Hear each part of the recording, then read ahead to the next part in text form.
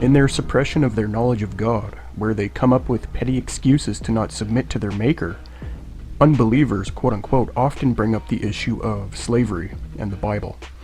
They claim that since the Bible permits slavery, it is therefore immoral and should not be followed. Now, leaving aside the fact that if atheism were true, nothing would be wrong, including slavery, since all you would have is one random biological organism that appeared on a random rock, owning another random biological organism, without any objective standard condemning such a concept, it is nevertheless important to address this argument. This is because when biblical slavery is mentioned by such people, it is meant to incite an emotional reaction connected with the racist slavery of the American South in the 18th and 19th centuries, or the brutal instances of slavery in the ancient world. One can think of the classic movie Ben-Hur, where slaves had chains around their necks and were worked to death, etc.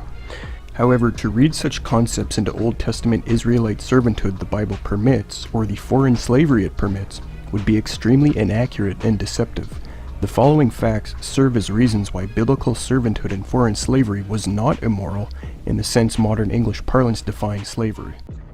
So slavery in the Old Testament, well, in Exodus 20 and 21, God talks a lot about the laws having to do with slavery. He says as part of the Ten Commandments, thou shalt not covet thy neighbor's house, nor thou shalt not covet thy neighbor's wife, nor his manservant, nor his maidservant, nor his ox, nor his ass, nor anything that is thy neighbor's. So we're talking about property here, and manservant and maidservant is just a kind of a sugar coating of slave, male slave and female slave. Slave and master are not the best translations of Ebed and Adam. The Hebrew word used for slave or servant in the relevant Old Testament texts is Ebed. It simply means employee or servant and should not be translated as slave in such contexts. Paul Copan has noted Old Testament scholar John Goldingay affirms, quote, "There is nothing inherently lowly or undignified about being an Ebed. Instead, it was an honorable and dignified term," unquote. Likewise, on page 713, the Brown Driver Briggs lexicon notes the word can refer to a servant of a household and cites Exodus 21:2 as an example, one of the texts we will cover. On page 633, Mounce's dictionary also defines it as servant. An Adam in Hebrew was a boss or employer in these contexts, and master is a bit too strong of a translation. See Paul Copan has Got a Moral Monster, page 125. Copan also relays, quote, "Even when the terms buy, sell, or acquire are used for servants/employees, they don't mean the person in question is just property. Rather, these are formal contractual agreements, which is what we find in the Old Testament servanthood/employee arrangements. One example of this contracted employer/employee relationship was Jacob's working for Laban for 7 years so that he might marry his daughter Rachel," unquote. Now, indentured servitude existed as a means of debt payment. These employees lived with and worked for a family in order to pay off a debt. See Exodus 21:2, Leviticus 25:35 and 47, and Deuteronomy 15:12. This is similar to what took place in 17th century colonial America, where European immigrants could not afford passage into America, and so worked for a family in order to pay them back for paying for their passage. See Joshua Rosenblum, Indentured Servitude in the Colonial U.S. God set up servitude as a last resort means of survival. The Old Testament affirms God ordained servitude for people to be able to survive when all other means of survival were exhausted. People would put themselves into indentured servitude to survive. See Deuteronomy 15:16 and Leviticus 25:47. The conditions of this servitude must now be discussed in order to dispel atheist claims. Old Testament servants were more like live-in butlers or nannies. They did not walk around with chains around their neck, enduring racism or being worked to death. The rights and dignity of these indentured servants in the Old Testament make these comparisons to Ben-Hur slavery or modern American racist slavery in the South erroneous. For example, Exodus 21 demands these servants be treated as persons, not as property. If a servant who owed a debt came in with his wife, then after 6 years they both were allowed to leave together, not just one. Verse 3. Deuteronomy 15:16 shows servants often truly loved the leaders of the household and thought of them as family. Leviticus 25:53-54 says servants were to be treated as men, quote, hired from year to year, unquote, not, quote, ruled over ruthlessly, unquote. They were even to be given a regular day off during the week, Exodus 23:12. Exodus 21:26-27 says that if a boss injured a servant, the servant was to be set free.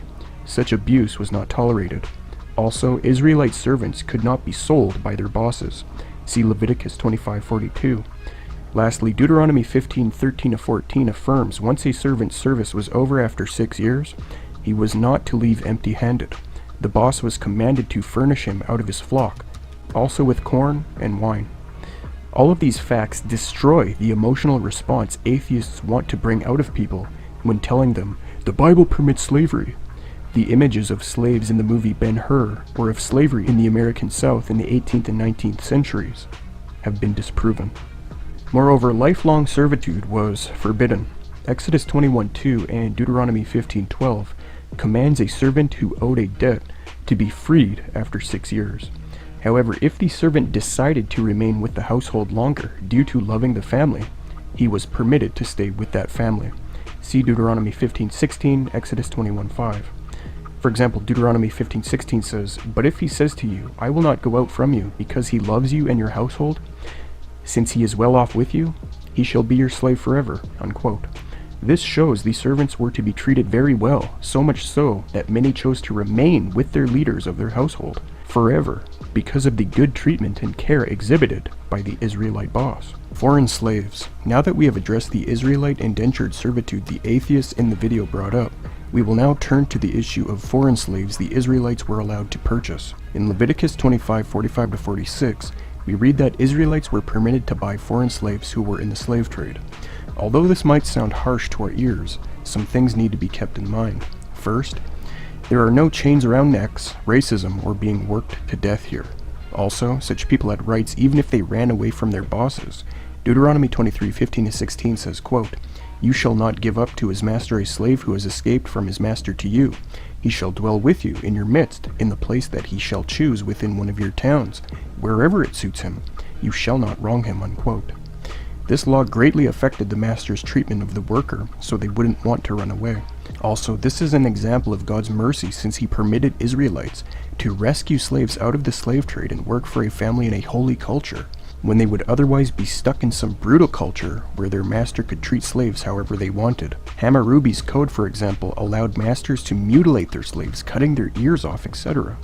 Exodus 21:26-27, however, says injuring slaves was forbidden, and if done resulted in the release of the slave. This was great incentive to treat them well, an oddity in the ancient world at that time. Old Testament scholar Walter Kaiser confirms, quote, "In the ancient world a master could treat a slave as he pleased." Unquote. See Walter Kaiser, Exodus, page 433.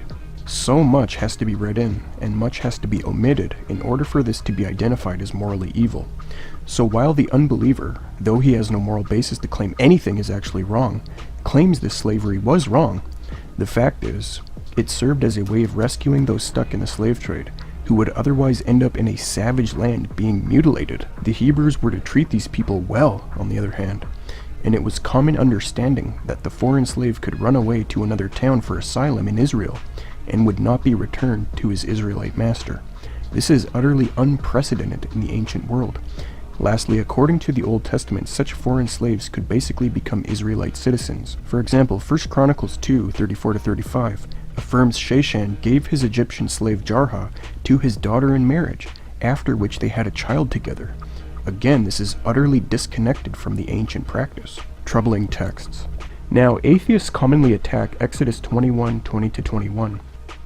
Kinder and gentler, but in Exodus 21, 20-21, and if a man should smite his servant or his maid with a rod, and he die under his hand, he shall surely be punished. Notwithstanding, if he continue a day or two, he shall not be punished, for he is his money.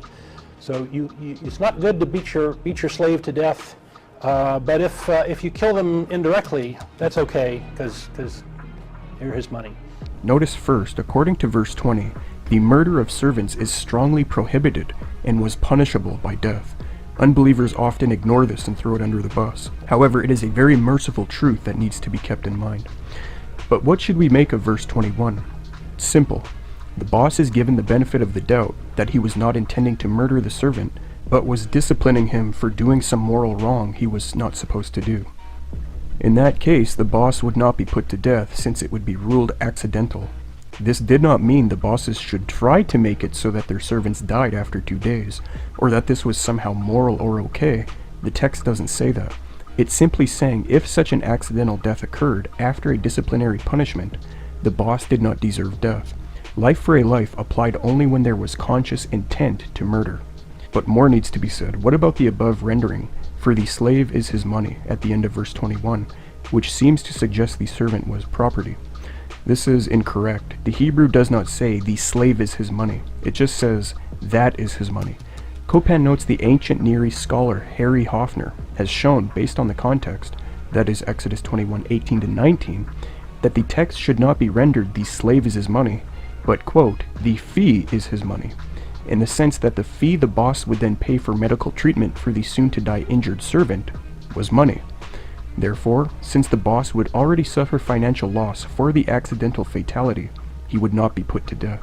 See Harry Hoffner, Slavery and the Slave Laws in Ancient Haiti and Israel, in Israel, published in 2008. Hence, according to the Hebrew and the context, the text does not say the slave is his money, as atheists falsely assert. It is saying the death was accidental, the boss tried to save the servant by paying for medical treatment, as the context shows, and because of these considerations the boss should not be executed, since his punishment for this tragic accidental death was money he paid in trying to save the servant. Now, unbelievers also bring up Exodus 21:7-11, which mentions a man selling his daughter as an amah, which is sometimes rendered slave or servant. However, based on contextual considerations, Old Testament scholar Walter Kaiser notes, quote, "This pericope pertains to a girl who was sold by her father, not for slavery, but for marriage.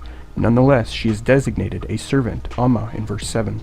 Should the terms of marriage not be fulfilled, it is to be considered a breach of contract, and the purchaser must allow the girl to be redeemed. She must not be sold outside that family," verse 8. "Always she must be treated as a daughter or a free-born woman, or the forfeiture clause will be invoked," unquote. Walter Kaiser, Exodus, in the Expositor's Bible Commentary, Volume 2, page 430. In sum, it is clear atheists read into the Old Testament other forms of slavery and do not allow the texts to speak for themselves. They blindly, without knowledge of the Hebrew context or cultural background, attack Old Testament servitude out of ignorance because of their rebellion and hatred for God. They take what is not immoral at all and twist it into something immoral as an excuse not to submit to their Creator. The Bible is very pro-slavery, and I wanted to talk a little bit about the Civil War and its epic failure, and talk about how slavery can be made an analogy with gay rights today. Slavery in the New Testament. Atheists often falsely claim that Jesus never condemned the slavery of his day. So in the New Testament, you'd think Jesus could come out and say, well, let's fix this thing, but he doesn't. However, in Luke 4:18, Jesus cites Isaiah 61:1, which, in practical application, condemns the slavery of his day, quote, "The Spirit of the Lord is upon me, because he has anointed me to proclaim good news to the poor. He has sent me to proclaim liberty to the captives, and recovering of sight to the blind, to set at liberty those who are oppressed," unquote. Luke 4:18.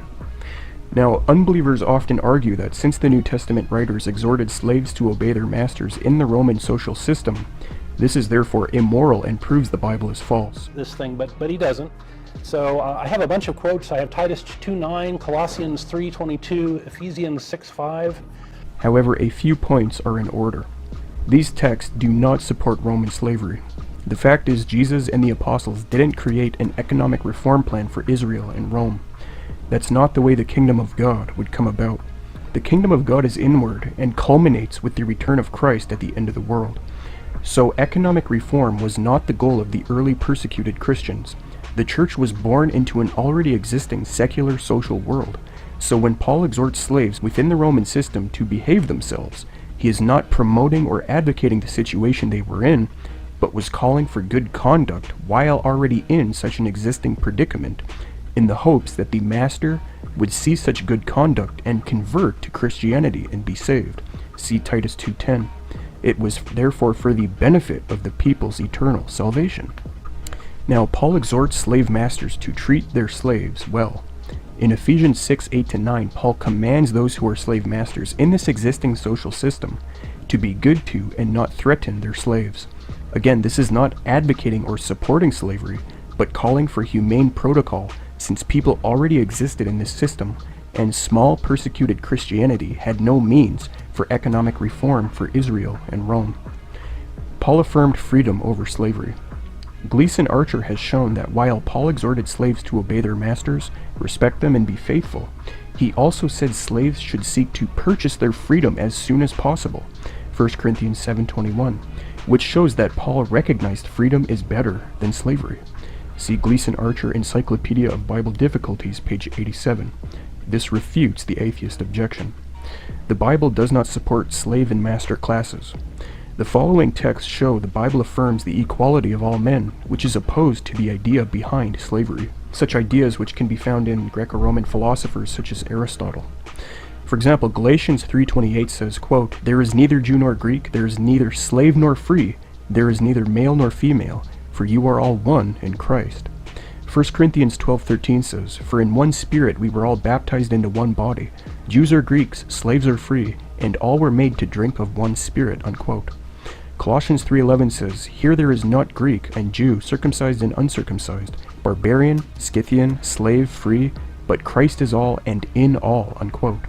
In Colossians 4:1, Paul affirms both slaves and masters are equal, having a true master in heaven, and that masters on earth must not mistreat their slaves. Again, unbelievers do not mention this. They just assume Paul supported slavery, when really he was giving protocol for good conduct in the context of an already existing social system. That does not necessitate support. That would be like me exhorting homosexuals to wear protection and not spread AIDS. It wouldn't mean I support sodomy, it would just mean I am calling for protocol in an already existing situation. The New Testament writers, though they did not support these slave master classes, nevertheless did not call for violent uprising against Rome, because they did not want Christianity to be characterized or viewed as having that kind of emphasis. The Bible condemns slavery and the slave trade.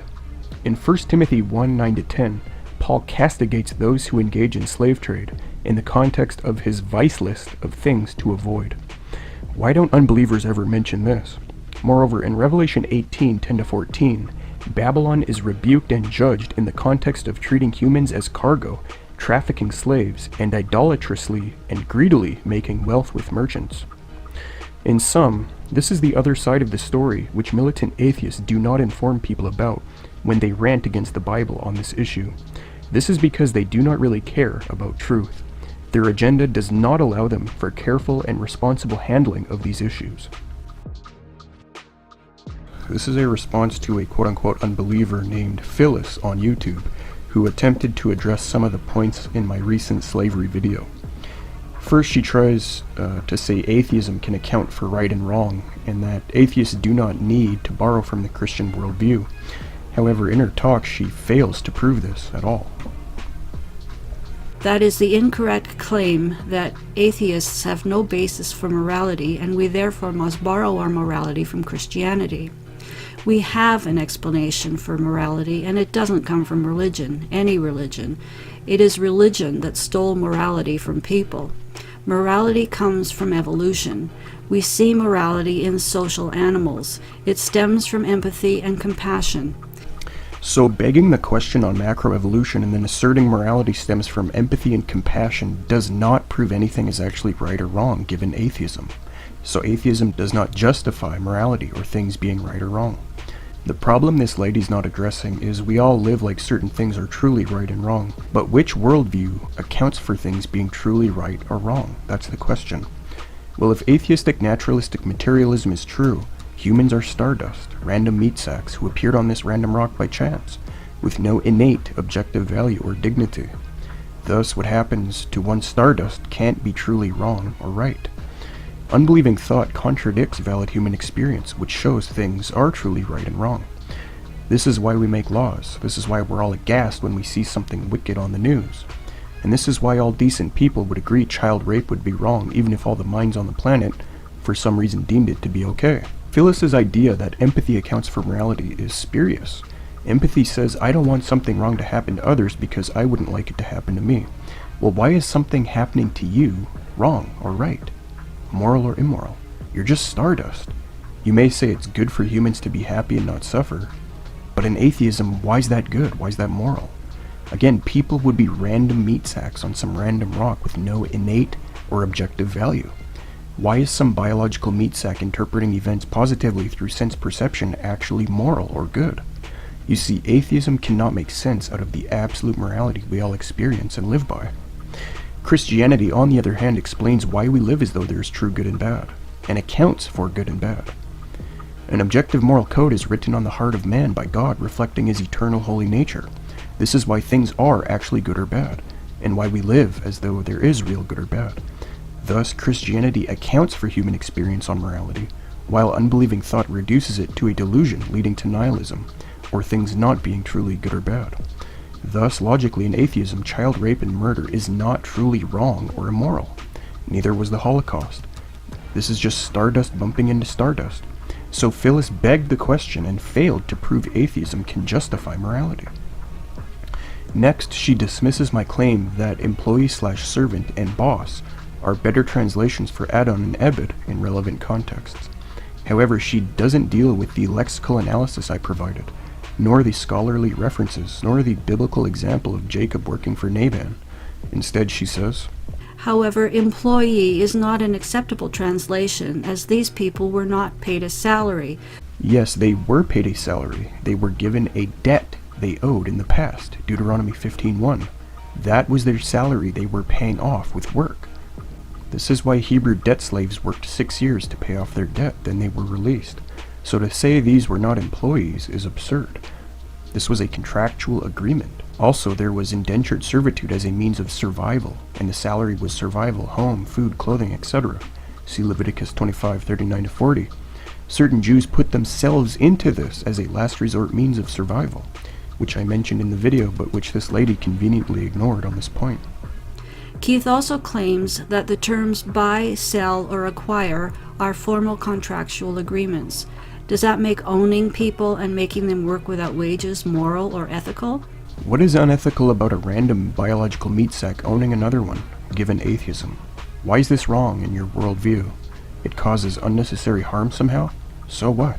Why is that wrong given atheism, since men are just stardust with no innate objective value, interpreting their senses a certain way? How do you know this is wrong? You see, you're making moral statements your professed worldview cannot justify, because deep down you assume an objective standard of right and wrong that only Christianity can provide a basis for, since it affirms morality being objective, based on God's eternal holy nature, written on the hearts of men. But no, as for her question, as Copan argued, as is with the case of Jacob and Laban, the buy-sell language is contractual. The servant would agree to work, i.e. sell himself into work, for the family for 6 years to pay off a debt or survive, when they had no other means of survival. So the person was not seen as mere property. It was a work agreement, similar to a butler or nanny. Nothing you say refutes this. He claims that God ordained servitude as a means of survival. Is this the best God can do for his people? He can't explain that employing people for wages would be better than slavery. God can't proclaim, "Thou shalt not own other people." Is this the best God can do? Yeah, and you call yourself an atheist who has no hostility to God? Right. Well, like I said, nothing is truly wrong given atheism, so I'm not going to let you get away with speaking like things are, because by doing so you borrow from my worldview. Plus, to answer the question, if you're paying off a debt, why would you be paid money by your boss? This lady has not thought through what she's saying. The whole point of 6 years of work and then furnishing the person out of your stock once they were released was meant to eradicate debt servanthood from the land totally and help people get on their feet. See Deuteronomy 15:12-14. This is not being considered properly. He says that Exodus 21 demands that these people be treated as persons, not property. Yet Exodus 21 is all about buying and selling people. Again, the buying and selling language is contractual to pay off debts, or as a last resort means of survival for the poor person who has absolutely nothing. A father of a family with failed crops, etc., would sell himself off to an Israelite boss. See Leviticus 25:47. So this servanthood wasn't imposed by an outsider, despite the language that you don't understand. It was willing. So just because the terms sell and buy are used, you shouldn't get hung up on that. It's similar to when a sports player gets traded to another team to which he now belongs. Just because such terms are used, it doesn't mean it's not voluntary. And yes, my case, servants were to be treated well, was backed up by much evidence you didn't even address or mention. For example, Leviticus 25:53 says such servants were to be treated as men hired from year to year, not ruled over ruthlessly. They were even to be given a regular day off of the week, Exodus 23:12. Also, Israelite servants could not be sold by their bosses, Leviticus 25:42.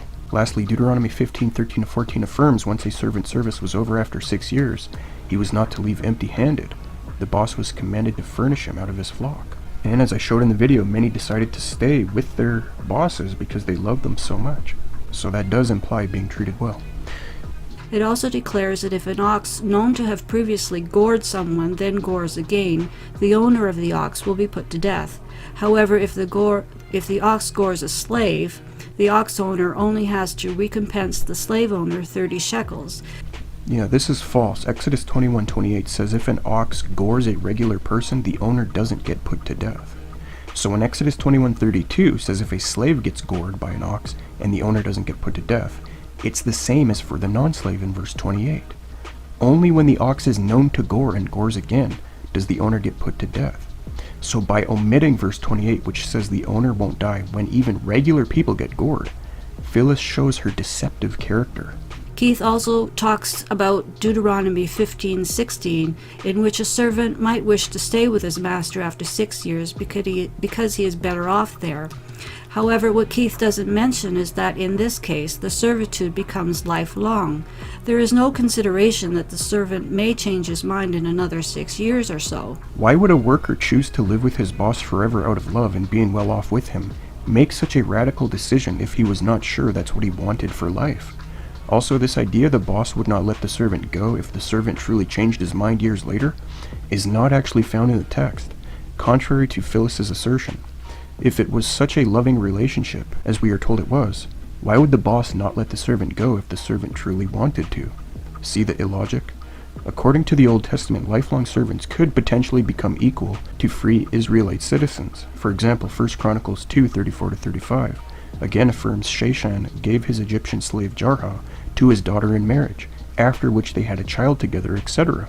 So this refutes this lady's premise. Keith claims that Exodus 21:26-27 says that if a boss injured a servant, the servant was to be set free as such abuse was not tolerated. However, those verses do not say that a servant injured in any way by his master is to be set free. So Phyllis, based on her literalistic interpretation, is arguing that it's okay to be abusive and violent towards your servant as long as you don't damage their eye or tooth. However, why then does Leviticus 25:53 say such servants were to be treated as men hired from year to year, not ruled over ruthlessly? Why does Deuteronomy 15:16 affirm servants often loved their bosses and sought to stay with them forever willingly if it was permitted to abuse them viciously whenever you wished, as long as you didn't knock out a tooth or injure an eye? See the illogic? What the lady doesn't understand is by saying if a man injured the eye of a servant he was to go free, or if he knocks out his tooth he's to go free, it's not so much about only those two specific injuries, but any serious injury. See Kaiser's commentary on Exodus, page 434. So this was a great reason to treat servants well, seeing as they knew if they injured them, they would suffer financial loss since the servant would be freed before their debt was paid. As for discipline being allowed in verse 20, Old Testament scholar Douglas K. Stewart notes this was in response to serious wrongdoings like stealing from their employer. So the idea is not that it's okay to be brutal against a servant when you feel like it. If they stole or did some wrongdoing, the boss could discipline them, but not seriously injure or kill them. Verses 20-21, 26-27. Stewart argues the illegitimacy of arguing against this, quote, "Corporal punishment remains widely in use in the modern world, being built into the familial and even formal legal structures of many nations. It was virtually universally practiced in the ancient world, and predominant in the modern Western world until the latter part of the 20th century. Although many modern Westerners would today regard slapping, spanking, caning to be forms of abuse, it should be noted that their opinions are not historically grounded," unquote. Douglas K. Stewart, commentary on Exodus, page 490, note 131. Keith cites Leviticus 25:42 to prove that Israelite servants could not be sold by their masters, but the problem is the fact that they could buy and sell non-Hebrew slaves. Which is why I have an entire section dealing with the buying of non-Hebrew slaves in the video, which this woman doesn't deal with. So watch the video again. He cites Deuteronomy 23:15-16 in an attempt to make it look as if the Israelites treated all slaves mercifully. These verses state that the Israelites were not to give up an escaped slave to his master. However, this is talking about slaves who have escaped from the enemies of the Israelites. No, this is not evidenced. As Old Testament scholar David J.A. Kleins notes, quote, "There is not the faintest evidence in the text for such an interpretation," unquote. On the way to the postmodern Old Testament essays, page 98. The text taken as written refers both to Hebrew and foreign slaves. Moreover, what Phyllis doesn't mention is in the ancient Near East, typically it was forbidden by law to harbor runaway slaves in your home.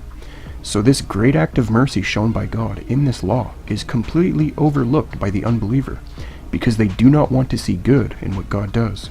This is because they hate God and His Word, just like Scripture says. Leviticus 25:46 gives the Israelites permission to handle them as harshly as they like. No, that's wrong again. All verse 46 says is you may not rule over Israelites ruthlessly or harshly. Not that it's then okay to be ruthless to foreign slaves. That's not actually in the text. That has to be read into the text. It's therefore eisegesis and not exegesis. Indeed, that such people were to be treated well. Again, Exodus 21:26-27 affirms injuring slaves was forbidden, and if done, resulted in the release of the slave. This was great incentive to treat them well, an oddity in the ancient world at that time. Old Testament scholar Walter Kaiser notes, in the ancient world a master could treat his slave as he pleased, unquote. And indeed, surrounding cultures allowed owners to mutilate their slaves, cutting their ears off, etc., as I showed in the initial video. Thus, Israelites acquiring such people, saving them out of such lands, is a great mercy from God. To ignore this is just to show you hate God and truth. There's no evidence of chains around necks, racism, or being worked to death in the text. That's how we know it wasn't commonplace. Keith would have us believe that Exodus 21:20 states that beating a slave to death is punishment by death. That is not what the translation should be. It states that the servant's death would be avenged or punished, but does not state what that entails. Yes, it does state what that entails. He shall be avenged refers to life for life. Avenged is to be read in light of the context in verse 12 of the same chapter, which says, quote, "Whoever strikes a man so that he dies shall be put to death," unquote. That's how we know what it's talking about. Also, 3 verses later, mention is made of life for a life. So again, context thoroughly supports Exodus 21:20, saying that if a boss kills a servant, the boss is to be put to death. Thus, this ruthlessness Phyllis wants to associate with Israelite bosses towards servants is unfounded. Now, I think this all shows that Phyllis doesn't really know what she's talking about, but the most important point is that she has no real standard to say anything is truly immoral, let alone biblical servanthood. Claiming evolution and empathy cause people to feel things are wrong does not prove anything is actually wrong given your worldview. It just means your worldview forces morality to be a delusion, and that you are a sucker for still claiming and living like certain things are actually truly wrong. This is the folly of atheism. So like Van Til said, the unbeliever is like a child sitting on his father's lap, slapping his father. The only reason he can slap the father is because the father is holding him up. Likewise, the only reason Phyllis can attack God on moral issues and live like things are truly right and wrong is because Christianity alone provides the necessary preconditions for an objective moral framework that is God's law reflecting His eternal holy nature being in the hearts of men. Thanks for watching.